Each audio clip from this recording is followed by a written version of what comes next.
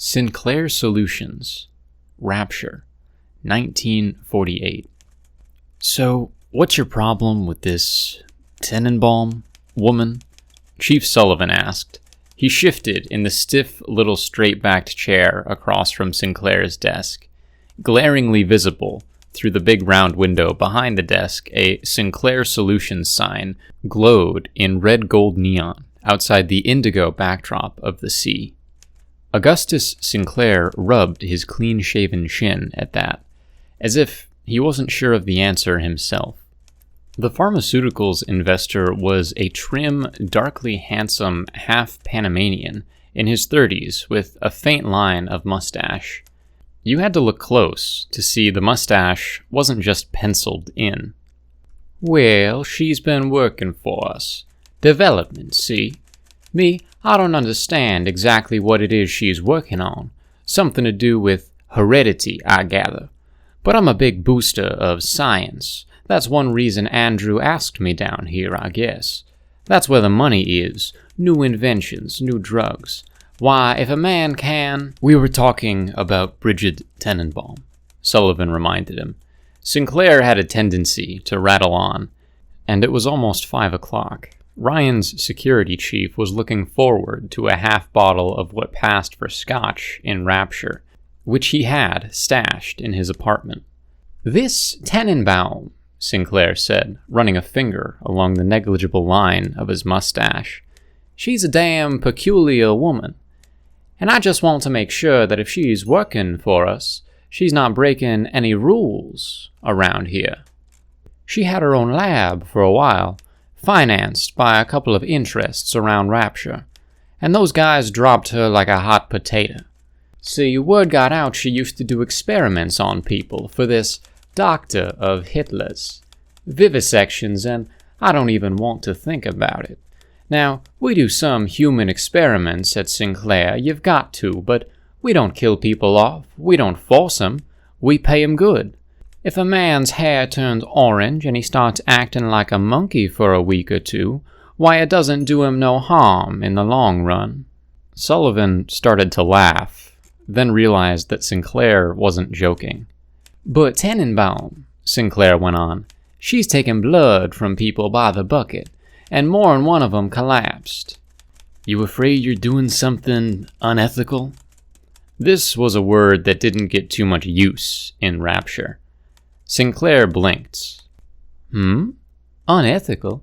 Hell, Chief, I've been on the same page as Andrew about altruism, all that stuff, for years. Why do you think I was brought in so early? Worrying about ethics. I don't do it.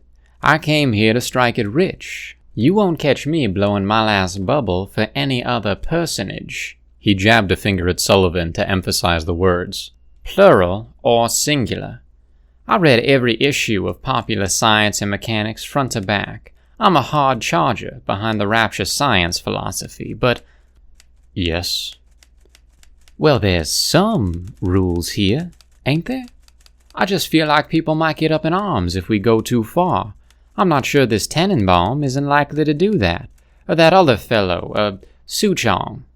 We've got detention for troublemakers, but they've got to be, say, outright murderers, thief, rape, major smuggling, stuff like that. We're strict about watertight security and about leaving Rapture, but apart from that... Sullivan shrugged. Not much in the way of laws. Fella opened a shop called Rapture Grown Cola the other day. Grows his own coca bushes under some kind of red lights. I'm hearing he makes cocaine from the leaves, or claims he does. Might be anything in those syringes. Give me a bit of a turn seeing the people come out of there. Looked like they might get up to any goddamn thing, but Ryan's alright with it. So, I guess taking a bit of extra blood, long as it's voluntary, he shrugged, isn't a problem. Yeah, well, I hope it isn't. Sinclair shook his head. My old man was sure we got to do things for the greater good. And what happened? I don't hold with worrying about anything but number one. Still, I don't want to get the public up in arms neither. You hear any rumblings like that? People talking? Unions? That kind of thing? Sullivan had been thinking about his scotch, but this stopped him. You heard something, I take it. Mr. Ryan worries constantly about communist infiltrators. Some rumors from our maintenance guys. Heard 'em talking about the place the workers have made up for themselves, down below. Not much more than a shack town. Who knows what goes on down there? Sullivan pulled a paper and pencil from his coat. Got any names for me? Sinclair opened a desk drawer and took out a pint bottle. A few. Care for a drink, Chief? It's that time of day. This is from my own Sinclair Spirits distillery. Very good, if I do say so myself. Augustus, you're a man after my own heart. You pour, I'll write.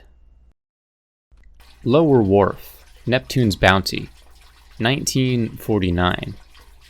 Andrew Ryan had an odd feeling as he looked up at the sign that read Fontaines Fisheries. He and Chief Sullivan watched two burly workmen on stepladders, hanging it from the ceiling of the Lower Wharf area. Ryan didn't believe in omens, in anything supernatural, but there was something about the fisheries sign that bothered him. Frank Fontaine had installed an office, a conveyor belt for fish, big freezers for long-term storage down below. Nothing unexpected. But the feeling of vague dread returned every time Ryan looked at the neon sign, and it seemed to increase, becoming an inner shudder as the neon sign was switched on. A nice-looking sign, really, with Fontaines in electric blue neon, fisheries in glowing yellow under a neon fish shining against the wooden backdrop. Seen enough of Neptune's Bounty, boss? Sullivan asked, glancing at his pocket watch. It was cold in here. They could see their breath, and they'd been inspecting new businesses for hours, trying to get a sense of what was taking root in Rapture.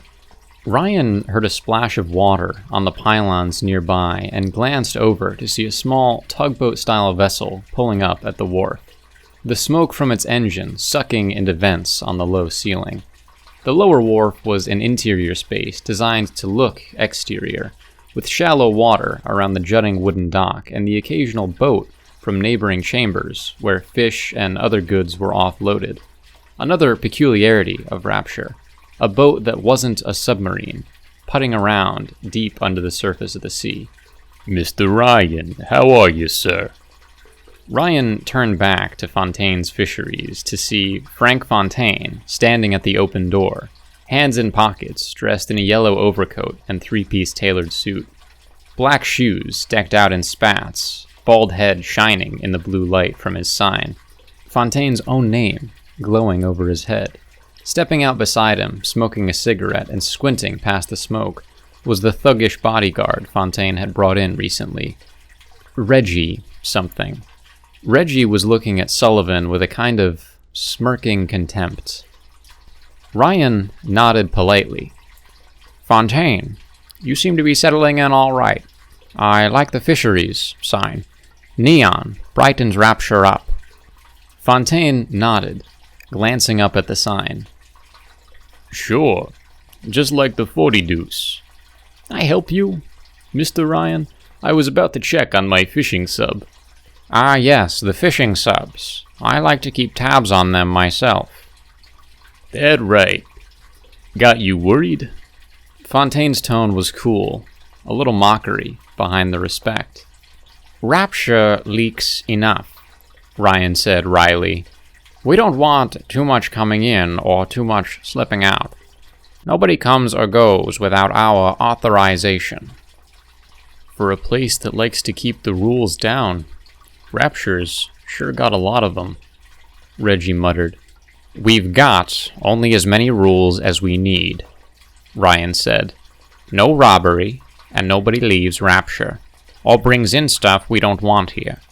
No outside product or religion. No Bibles, holy books of any kind, luxury goods. We're going to make our own, soon as we can.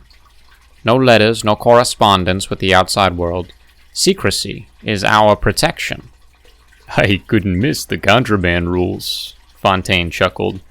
Being as you posted them in my office, in big black letters, Or your man there did. Sullivan grunted to himself. I think you understand me, Ryan said carefully, keeping his tone civil. The fisheries could be a weak link. Ryan hesitated, choosing his words carefully. Fontaine was a forceful entrepreneur, and Ryan liked that. He'd even outbid Ryan Enterprises for some shop space, all in the spirits of Rapture. But Ryan needed to let Fontaine know where the boundaries were. The only thing a fisherman should bring to Rapture is fish. Fontaine winked, flashing a smile. We have no trouble identifying what's fish and what isn't, Mr. Ryan. There's the smell, the scales. Reggie laughed softly. We're all individuals here, Fontaine, but we're also a part of the great chain of industry. The great chain unites us when we struggle in our own interests. If anyone breaks that chain by bringing in contraband, that's a weak link. Even ideas can be contraband. Fontaine smiled. The most dangerous kind, Mr. Ryan. I do wish you luck, and a prosperous business, Ryan said. Might feel more like I'm part of things if you invited me to join the Rapture Council, Fontaine said mildly, lighting a cigar with a gold lighter. Care for a smoke? No, thank you. Ryan examined the cigar. I presume that is a Rapture-made cigar. Naturally. Fontaine raised the cigar for Ryan to see. Ryan smiled, non-committally. You perhaps have the impression the Council is some grand, powerful organization. It's a very loose commission to oversee enterprise. Keep a bit of an eye on things without interfering. Time-consuming, to be honest. Ryan wasn't enthusiastic about bringing the glib, forceful Fontaine into the Rapture Council. He liked competition, but not breathing down his neck.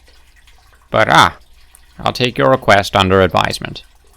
Then we're in good shape, Fontaine said, blowing blue cigar smoke into the air.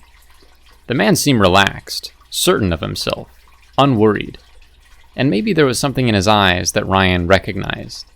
A hint, a flicker that suggested Fontaine's willingness to do whatever he had to do.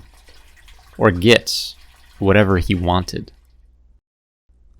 Olympus Heights, 1949.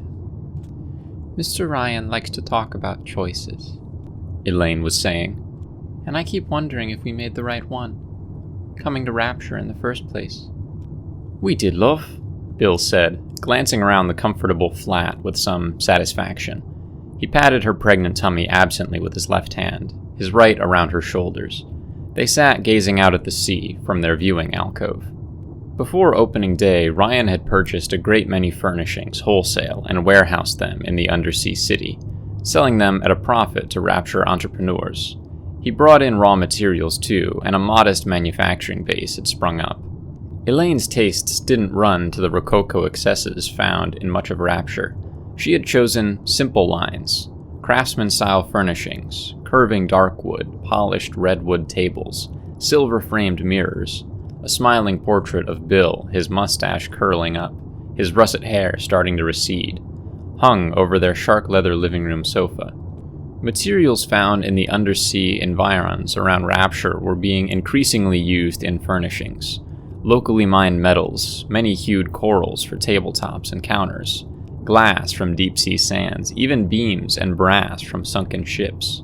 The curving window of the viewing alcove, the glass arching over them, sectioned by frames of rhyanium alloy, looked out on a deep channel between towering buildings. An uneven, dull blue light prevailed through the watery space. The new glowing sign across the way, seeming to ripple in the funhouse lens of the water, read, "Fun in Fort Frolic. Always a grand show at Fleet Hall." I don't mind the smell of Rapture, Elaine said. It's kind of like the laundry room of the building I grew up in. It's kind of homey, some of it. We're working on that smell, love, Bill put in. The sulfur smell, too. And I don't mind so much not seeing my family, but, Bill, when I think of raising a child here," she put her hand over his on her swollen belly, "that's when I worry. What will the schools be like, and living without churches, without God? And what will the children learn of the world up above? Just hateful things that Ryan says about it? And will she, if she's a she, will she really never get to see the sky?" "Oh, in time she will, love. In time. Someday, when Mr. Ryan thinks it's safe, the city will be built higher up above the waves, and we'll come and go freely. Bob's your uncle. But that's a generation off, at least. It's a dangerous world out there. Bloody atom bombs, innit?" "I don't know. Bill, when we went to dinner in Athena's Glory with him and his friends, well, Mr. Ryan ranted a good deal, don't you think? On and on about the world above and how we have to accept our choice and rejoice in it. And to be stuck in rapture with, well, some of the people here, like that Steinman. He kept touching my face, talking about how it was so close, and yet, what did he mean?" Bill chuckled and tightened his arm around her shoulders. "Steinman's a prat, all right. Don't worry.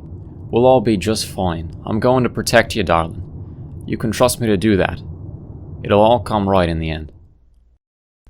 Atlantis Express, Adonis Station, 1949. Stanley Poole had never been this nervous on a reporting assignment. Maybe it was being this close to larger-than-life personalities like Andrew Ryan, Prentice Mill, and Carlson Fiddle. Them being all casual, almost acting like he was one of them. The four men were sitting together at the front of the first train car. Poole couldn't quite make out what Ryan and Mill were saying over the rumble of the Atlantic Express.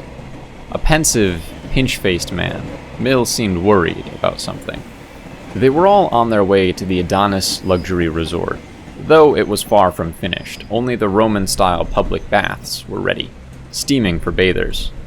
Ryan wanted the Rapture Tribune to report some progress. To Poole's right were Mill and Ryan, and to his left sat Carlson Fiddle, a bespectacled, nattily-dressed, soft-faced man, gently wringing his hands in his lap.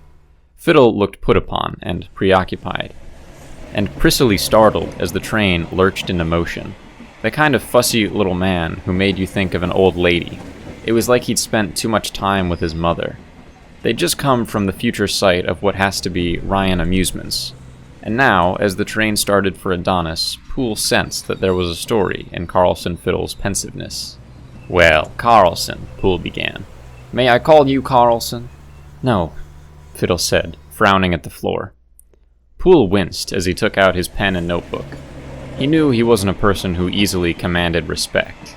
As the train passed through the tunnel, he could see his reflection in the dark window beyond Fiddle. The reflection was sickly, the dark glass making him look old, even more hollow-eyed than normal. But at best, how did anyone take him seriously with those jutting ears, that skinny neck, and protruding Adam's apple? The gauntness was worse lately. He had trouble keeping his food down. Maybe it was the binges on booze and drugs he'd gotten into since arriving in Rapture. Poole cleared his throat and tried again. "Quite a job you got, Mr. Fiddle. Designing Ryan Amusements, I mean. Amusement parks for kids, that's the ticket, huh?" He smiled encouragingly, hoping Fiddle would get the joke, but not a flicker of amusement came from the guy. Fiddle adjusted his glasses. Yes. We'll have animatronics, some interesting, exhibits planned. I'm a bit baffled about what Ryan wants exactly." He glanced sharply at Poole. "Don't quote that in the paper about me being baffled." Poole winked at Fiddle. "Oh, Mr. Ryan was clear." He lowered his voice. "This is going to be a puff piece all the way. All about the swell new constructions coming. The new branch line, the spa. So, what's this animatronics thingy?" Tired of adjusting his glasses, Fiddle adjusted his tie. "Oh, not everyone calls it that, but there was that Westinghouse exhibit in 39, with Electro, the robot, and his little pal, Sparko. That kind of thing. Animated mannequins, some say. They'll talk to visitors." "Animated mannequins? Do tell." Fiddle went back to gently wringing his hands in his lap. It'll be about the history of Rapture. I'd like to put in some fairy tale material, too, to keep the kids coming back. Maybe something like the Walt Disney cartoons. But never mind. Just print that. I think it's a wonderful project, and I'm looking forward to making it a reality. Sure thing. The train jolted as it took a turn, rising up to pass into a transparent tunnel through the sea. Coldly magnificent, like some sunken fairyland. Rapture rose about them. The school of big fish zigzagged by, glinting silver. A private bathysphere whipped along below them as they entered another building. Poole glanced over at Ryan and Mill, when Mill raised his voice. He does keep implying, Andrew, that I... eventually... Come, Ryan said equably. You worry too much, Prentice. Augustus is not some predator of the sea. Then what does Sinclair mean when he says, "Enjoy the Atlantic Express"? Well, you have it. Oh, that's just one businessman using a bit of psychology on another. He probably plans to make you an offer and wants you to worry about a takeover. Keep you off balance. Perfectly normal business tactic. But it's not a public company. Perhaps it should be. You need not sell out to Sinclair. You could pump up your liquidity by selling shares freely about Rapture. Rapture is still growing. It's a bubble that will never burst. You want the capital for investment, Prentice. Here's our new luxury resort. The train slowed as they came into the station near Adonis. Poole, scribbling in his notebook, was somehow aware of Ryan's scrutiny. He looked up to see Andrew Ryan frowning at him. Ryan raised an inquiring eyebrow. You do remember our talk? Nothing unauthorized, Poole. Poole swallowed, tempted to point out that Ryan's heavy hand on Rapture's newspaper was counter to his talk of freedom. But then, Ryan was the major shareholder in the Tribune, and Stanley Poole had never heard of a newspaper that expressed an opinion its owners didn't like. You betcha, Mr. Ryan, Poole said cheerfully, winking. He rubbed his nose, but quickly stopped, knowing it was an irritating mannerism. Man, he'd like to get out from under that hawkish gaze of Ryan's, get a bottle from Sinclair Spirits, and a little sniff from Le Marquise, that new liquor and drug shop over in Fort Frolic. This branch line, Mr. Ryan. Mighty impressive, quite a view. Ryan nodded, his expression becoming neutral, but he kept staring, a look that could be felt like a finger prodding at Poole's forehead. I do think I may have some special assignments for you. In time, Poole, if you can prove to be discreet. I'll need someone very discreet, indeed. The doors of the train slid open, and Ryan forgot about Poole, turning to clap Prentice on the shoulder, smiling. The doors were a tad slow to open once we arrived. Don't you think, Prentice? Let's make them brisker. Let's keep Rapture moving ahead. Medical Pavilion, 1949. Bill, do we have to do this? Elaine whispered as she lay back on the examining table, awaiting Dr. Suchong. Why do I have to see these two? I don't think that Tenenbaum woman is even a doctor. And Suchong, he's some kind of brain surgeon or something. What does he know about obstetrics? She smoothed out the hospital gown so it covered a bit more of her pregnancy swollen belly. Bill patted her tummy. The regular doctor was booked up, love. I mentioned to Ryan you were having some unusual cramps, and he insisted that someone here would see to you. Tenenbaum and Suchong were working with Gil Alexander, who's doing a bit of work for Ryan. He shrugged.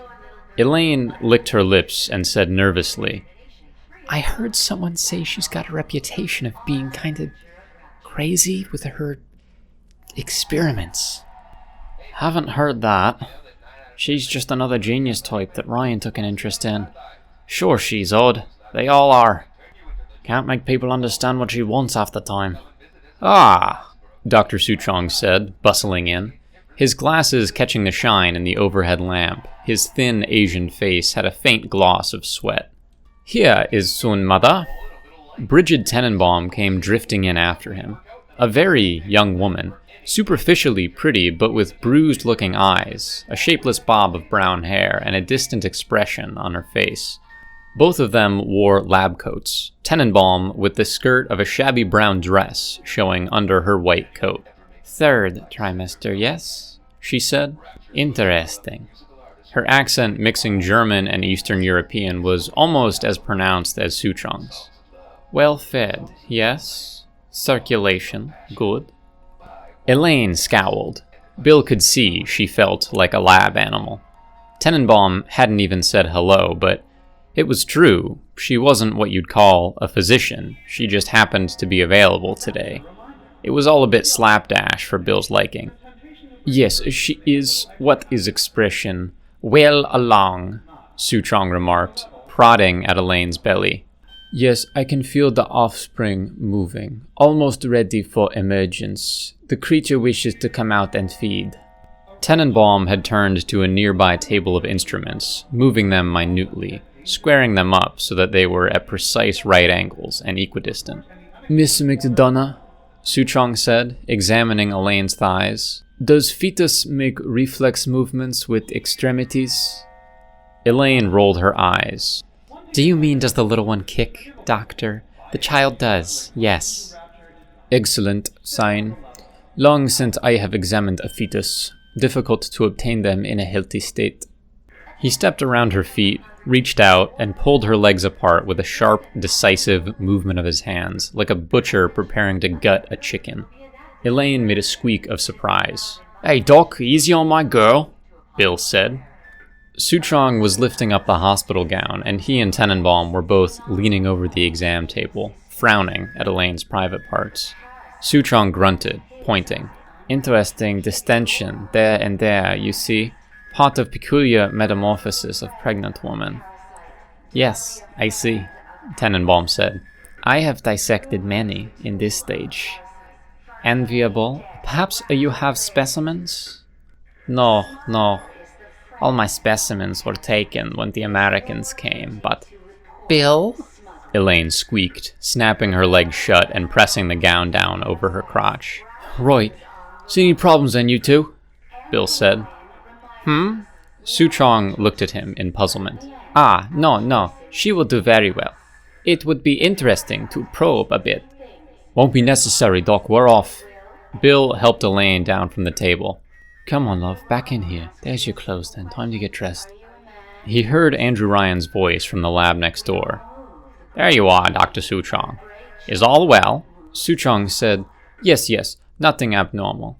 I am glad you are here, Mr. Ryan. Please, to look at experiment 37. Bill stepped to the door of the lab, with half a mind to tell Ryan how coarsely Elaine had been treated, but he stopped, staring. Andrew Ryan, Suchong, Gil Alexander, a researcher who worked for Ryan most of the time, and Bridget Tenenbaum were gathered around a big, motley figure in a sort of glass coffin filled with water. The case was hooked up to a tangle of translucent tubes. Bill had only met Gil Alexander a few times, a serious-eyed man with a thick mustache. He was quite professional and intelligent, but it seemed to Bill cold-blooded. Stretched out in the glass coffin was a man whose body seemed a patchwork of flesh and in some places steel. Corpse pale, the man lay motionless in the bubbling water. Bill thought it could have been a drowning victim. Gil Alexander was adjusting a tube, sinking into the supine man's left leg. A little inflammation, not bad. We have good induction. Bill found himself staring at the exposed left leg. It looked as if flesh and metal were fused at the thigh. It was all puckered, and Bill thought he saw the skin quiver, as if reacting to a profusion of bubbles. He wanted to speak up or leave, but there was something that held him, something weirdly fascinating in the scene. You see, Mr. Ryan, Tenenbaum said, fusion is incomplete, but I feel if we were to perhaps try viral gene transfer, we make body more capable of unifying with... Bah, Suchong said, glancing at her in annoyance. You always think genes the way. Viral transfer of genes is entirely theoretical, not needed. Body can be conditioned so that cells bond with metal. We have no way to control genes without breeding program. Ugh, Forgive me, doctor, she said, her voice fairly contemptuous as she needlessly straightened tools on a nearby table. But you are mistaken. The way will reveal itself to us when we consider Gregor Mendel. Alexander seemed amused by the simmering between Suchong and Tenenbaum. He smiled. Bill noticed, but said nothing. Ryan made a dismissive gesture as he frowned over the figure in the transparent, liquid-filled coffin. I'm more interested in the practical uses. I need a process that makes our men capable of longer hours out there. Cool. Bill burst out as the legs of the supine man contracted, an armored knee striking the top of the glass case, cracking it. Water spurted up through the crack. Ryan and Suchong turned to stare at Bill. Tenenbaum and Alexander seemed more caught up in changing the flow of a chemical through the tubes that communicated with the glass coffin. Bill, Ryan said softly, coming over to him. I thought you'd gone. Just leaving, Bill said. That fellow in there all right? Him? Oh, he's a volunteer, helping us with some experiment. Ryan took his arm. Come, let's leave them to it, shall we? How's Elaine? And he escorted Bill from the lab. Fort Frolic, 1949. Bing Crosby crooned, "Wrap your troubles in dreams," from flower-shaped speakers, and Bill hummed along as he escorted Elaine along the upper atrium. There was just time for a stroll before the musical at Fleet Hall. Bill had brought Elaine for a Christmas season outing. Their friend, Mariska Lutz, was looking after the baby. It's funny about this place, Elaine murmured as she and Bill strolled along the balcony walk of Poseidon Plaza in the neon-bright upper atrium of Fort Frolic. Elaine wore a shiny pink satin dress, and Bill wore a white linen suit. Other couples hurried by, dressed up, hair coiffed, faces glowing with laughter. Almost like New York, Bill thought. What's funny about it, love? He asked. They were passing the entrance to the Surprise Games of Chance Casino, with its big knight's helmet projecting between Sir and Prize. The neon signs seemed to radiate sheer insistence in an enclosed space. There was no sky to put them into perspective. Well, I thought it'd be really different from the surface world. It is, of course, in some ways, but... She glanced through the windows at the people working the slot machines. Bill chuckled, tucking her hand under his arm. That happens when a place is settled with people, love. They bring the worst and the best with them wherever they go. People gotta have some place to let their hair down. Gotta have their Fort Frolic. They went down the stairs to the lower atrium, past Robertson's Tabacoria, and she sighed as they passed Eve's garden. She looked at it askance. A strip club was necessary, was it? Bill shrugged. Especially necessary, some would say, with all the men we've got here. Men building, working maintenance. Now me, I don't need any such diversion. I've got the best looking bird in Rapture to admire. Well, don't expect a strip show. She batted her eyes at him like a flapper in a movie. Until we get home, I mean. That's my girl. She laughed. Oh, I don't mean to sound like a blue nose. Let's get some wine in Sinclair spirits, or maybe something in the Ryan Club. You'd probably rather have ale. It's wine for my lady. But we've got tickets for the show at Fleet Hall, love. Thought we'd have our drinks after. Oh, Fleet Hall! I've been wanting to see it. That Footlight Theater place is kind of cramped. Fleet's big. Mr. Ryan planned for big all throughout Rapture. She glanced quizzically up at him. You really admire Mr. Ryan, don't you, Bill? Well, me? You know I do. Gave me everything I've got, he has. I was installing toilets, love. And he made me a builder of a new world. They passed the liquor and drug emporium, Les Marquises d'Epoque, which was quite thronged, mostly with young men. He saw someone he knew inside, the rat-faced Stanley Poole, shifting from foot to foot, nervously buying a vial of some narcotic. Bill hurried on, not wanting to talk about the place with his wife, and not wanting to make small talk with the execrable Poole. The piped music had become Fats Waller, jazzily banging out the jitterbug waltz. Happy voices echoed from the high spaces of the atrium. People looked a bit ghostly in the reflected light from the neon, but they were happy ghosts, smiling, teasing one another. A young red-haired woman squealed as a young man pinched her. She remembered to slap him, but not very hard. Bill saw one of Sullivan's constables, Big Pat Cavendish, looking like a hotel dick in his cheap suit and badge, swaggering about, hands in his pockets and gun on his hip, leering at a parcel of young girls. Elaine brightened when they came to the Sophia Salon, and Bill resigned himself to standing about with his hands in his pockets as Elaine poked through the finery in the high-fashion boutique. He bought her a nightgown and a new coat to be delivered to their flat, and then it was time to go back upstairs to Fleet Hall. They hurried out of the boutique and up the stairs, where Bill spotted the architect, Daniel Wales, talking to Augustus Sinclair. But the younger Wales was in close conversation with the mercurial businessman and didn't even look up. Bill peered up at the ceiling, thinking about watertight integrity, and was pleased to see no sign of leakage. Some parts of Rapture were more scrupulously maintained than others. This one was pampered like a baby's bottom. It seemed to Bill that Rapture was thriving. The Atlantic Express rumbled efficiently from one building to another. Shops bustled with business. Rapture's galleries and atriums glowed with light. Its Art Deco fixtures gleamed with gold leaf.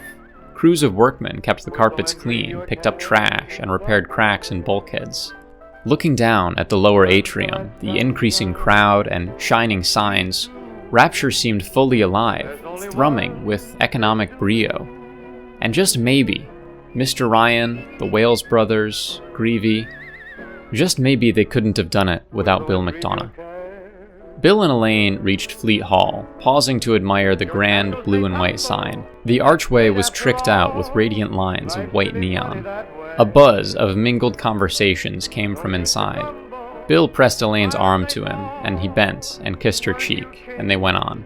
The big, ornate concert hall was thronged, and they had seats in the orchestra section. The lights went down, the band struck up, and the musical Patrick and Moira commenced.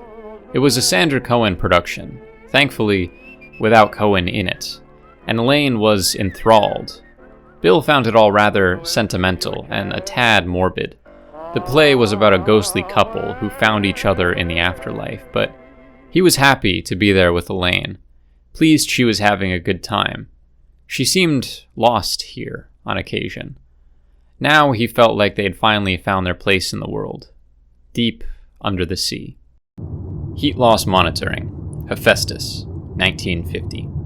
Bill almost had the heat monitor adjusted. Temperature control was just one of Rapture's numerous points of vulnerability. One of the many maintenance linchpins that had to be constantly adjusted to keep the city from breaking down. The city under the sea had been settled for just 2 years, a little less, but there was a great deal of repair to be done already.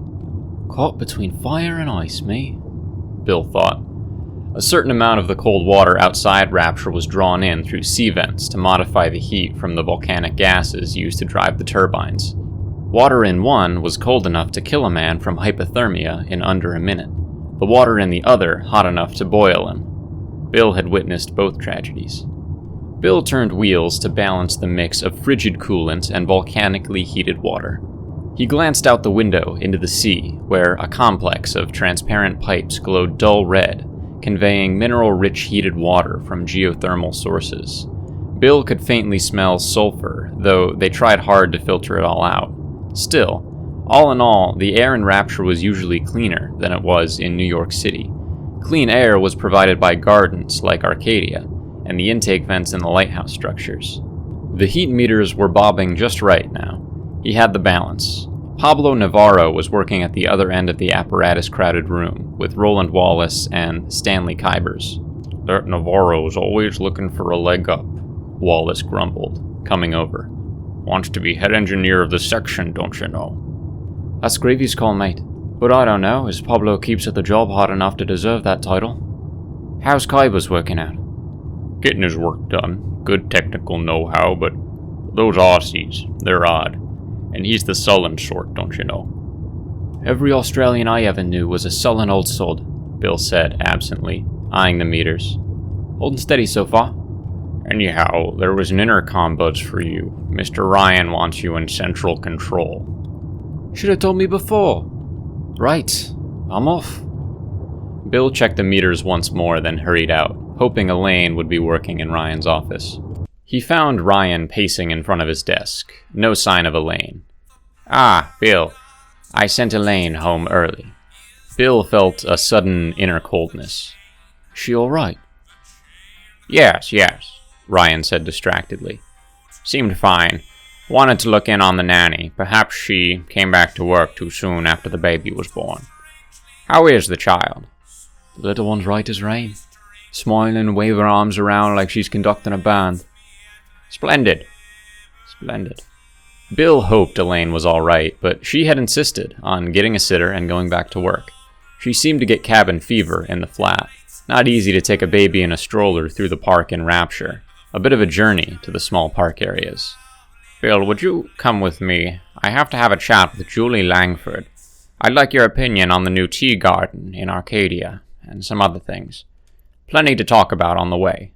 They traversed several passages and then entered a transparent corridor between buildings, sauntering untouched through the sea itself. Heat vectored through the floor, protecting them from the North Atlantic's frigidity. I'm hearing rumblings in Rapture I don't like, Bill, Ryan muttered, pausing to watch a school of bright fish swim frantically by, pursued by an orca. Out there, it's all as it should be. The big fish eats the smaller fish. Some fish elude predators and thrive. But here, there are those who disturb the balance. Bill stepped up beside Ryan, the two of them gazing through the glass like two people chatting at an aquarium. Rumblings, Governor. What sort? The pipe sort or the people sort? It's the people, if you want to call them that. Ryan shook his head and added, parasites, his mouth twisting sharply with the word. I thought we could weed them all out, but people are tainted, Bill. There are rumors of union organizers here, in Rapture, unions in my city. Someone is encouraging them. I'd like to know who, and why. Haven't heard anything quite like that myself, Bill remarked.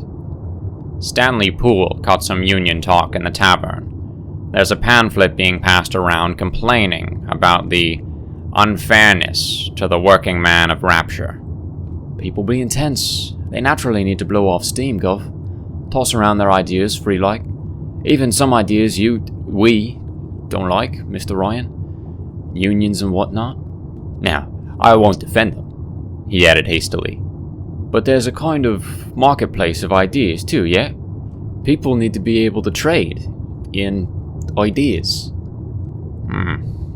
Marketplace of ideas. Maybe. I try to be tolerant, but unions. We saw where that leads. Bill decided not to argue that one. They both silently watched a blue whale swim majestically overhead. Bubbles steamed up from the seabed. Lights blinked on in the buildings of Rapture, rising spectrally through the blue-green water. The Wales brothers' designs mixed sweeping lines with a certain artful intricacy. The architecture seemed calculated to project boldness, even bravado. A neon sign across the watery way, running vertically down a building that could almost have been from mid-Manhattan, read, Fleet Hall. Another neon sign glowed in grape purple to advertise Whirly's Winery, the letters rippling with intervening sea currents. Most of the apartment buildings had square windows, not portholes. For the most part, they looked like apartment buildings on dry land. The effect at times was more like a sunken Atlantis than a metropolis deliberately built beneath the sea, as if the polar ice caps had melted, flooding Manhattan, its steel and stone canyons immersed in a deep, mysterious, watery world without a clear horizon. It could be, Ryan went on at last, that we were too hasty in some of our recruiting for Rapture. I may have picked some people who were not as like-minded as I'd hoped. Most of our people believe in the Rapture way, Mr. Ryan. There's plenty of free enterprise in Rapture. Bill smiled as a stream of bubbles rose a few inches beyond the glass. It's bubbling with it. You hearten me, Bill. I hope everyone stays busy, competing, carving out their piece in our new world. Everyone should branch out, create new business. Do you still plan to open a tavern? Right enough I do. Fighting McDonough's it'll be called. After me old man, he was a boxer in his youth. We'll have a grand opening party for you. Ryan looked up towards the heights of the towers mounting through the sea. Hard to see the tops of many of them from here. He took a deep breath, looking pleased, seeming to buoy into a better mood.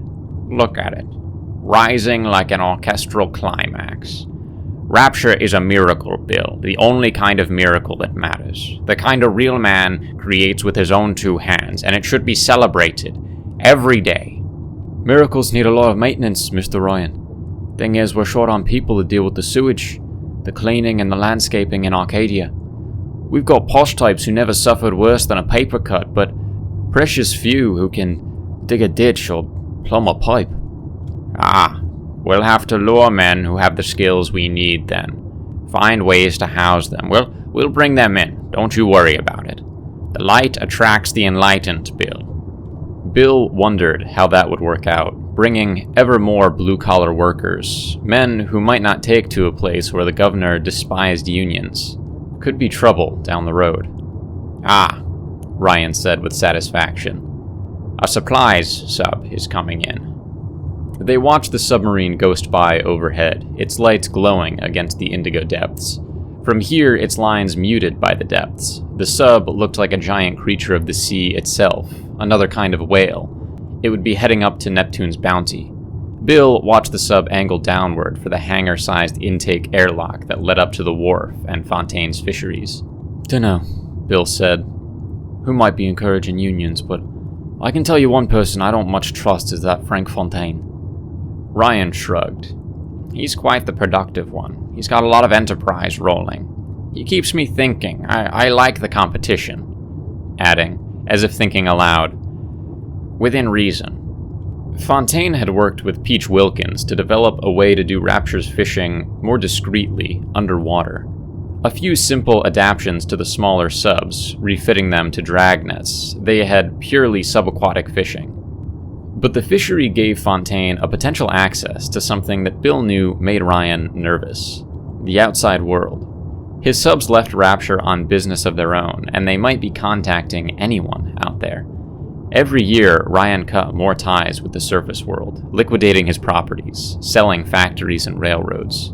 You think maybe Fontaine's using the subs to bring in contraband, Gov? He asked suddenly. I'm monitoring that possibility. I warned him, and it seems to me he took the warning seriously. Some smuggling's going on, Mr. Ryan, Bill pointed out. A Bible turned up in the workers' quarters. Bibles. Ryan said the word with loathing. Yes, Sullivan told me. The man says he bought it from a fellow I didn't know over to Apollo Square. Bill had no love for religion himself, but privately, he thought some people needed it as a safety valve. All I can tell you, Mr. Ryan, is that I never trusted that bugger Fontaine. He talks all silky-like, but none of it feels like real silk. We can't assume anything, you know. Come along. Bill sighed. Sometimes he got tired of being come along Bill. An electric eye triggered the semicircular Securus door to slide open. They strode along corridors decorated with posters extolling the glories of Rapture's commerce, down a curving stairway to a bathysphere station, where a banner declared, "Commerce, independence, creativity." Ryan remained silent, brooding as they went. Bill expected to take the Atlantic Express, but Ryan ignored the train station and continued to the Rapture Metro. They passed a party of maintenance workers who tipped their hats at Ryan. He paused and shook hands all around. How's it going, boys? Patching up the ceiling? Good, good. Don't forget to invest part of your paychecks in one of Rapture's new businesses. Keep it growing, fellas. You working for Bill here? If he isn't treating you right, well, don't tell me about it. They laughed all around at that. Start a competing plumbing business. Give old Bill here a run for his money, eh? How do you like that new park of ours, by the way? You seen it yet? fine place to take the ladies." When he was in the mood, Ryan could be quite convivial, even chummy with the working man. He seemed almost to be performing for Bill today. Ryan put his hands in his pockets and rocked on his heels as he reflected. "When I was a young boy, my father took me to a park in... well, it was a foreign capital. The Tsar was still alive then, but my father's business was faltering, and that park lifted his spirits. 'This is where I met your mother,' he said. 'So boys, if you want to meet the right young miss, we've got just the place. Plenty of privacy for sparking the ladies, eh?' The workman laughed. He clapped 2 of them on the shoulders, wished them a profitable day's work, and sent them on their way. The men went away beaming. They'd be able to boast of chatting with the great Andrew Ryan. Ryan led Bill into the waiting bathysphere. When its hatch lowered into place, Ryan tapped the selector for their destination and hit the go lever. The bathysphere dropped neatly into its passageway and then set out horizontally with a bubbling whoosh. The 2 men sat back, riding in companionable quiet till they were halfway to the nearest airlock for Arcadia, when Ryan said, "Bill, have you heard residents whining about not being permitted to leave Rapture?" "Here and there," Bill admitted reluctantly. He didn't want to snitch on anyone. "You know, we cannot trust anyone outside of Rapture, Bill. We'd have American intelligence agents down here, or the jackals from the KGB, fast as..." He snapped his fingers. "It can be hard for some down here, sir. There's some as wonder if they made the right choice immigrating to Rapture." "I have no respect for quitters. You don't visit Rapture. It's a way of life." He shook his head bitterly. "They are spineless. They were told before they came that there were certain inviolable rules. No one leaves. There is no place for men like us on the surface." Bill was in awe of Ryan.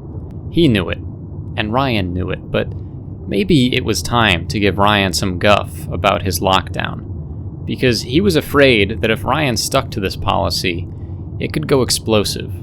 "It's human nature, Governor, to want freedom to come and go. People get stir-crazy, like when you pen 'em up. You believe a man should make a choice, but how can the poor sod choose to stay in Rapture? We took that choice away." "A man has thousands of choices in Rapture, but that one he gave up when he came to this world. A world that I created. I built it with money and resources and earned with my sweat. It's a lot of absurd whining. In time, we will expand Rapture across the seabed, and there will be far more room to move about." He flicked his hand in a gesture of contemptuous impatience. "They entered into a contract coming here. In the end, our choices make us what we are. A man chooses, Bill. They choose, and they must accept the responsibility." Bill cleared his throat. "Natural enough for some blokes to want to change their minds." The bathysphere reached its destination, clunking into place, and the hatch creaked open. But Ryan made no move to get out. He remained in his seat, looking at Bill with a new solemnity. "Have you changed your mind, Bill?" Bill was taken by surprise. "No, this is my home. Mr. Ryan, I built this place with my bare hands." He shrugged. "You asked what I've heard." Ryan looked at him for a long moment, as if peering into Bill's soul. Finally, he nodded. "Very well, Bill. But I'll tell you something. The residents of Rapture will be purged of the habits of ant society. They must learn to stand up beside us like men and build. I plan to start a new program of civic education. Banners, a great many more of them.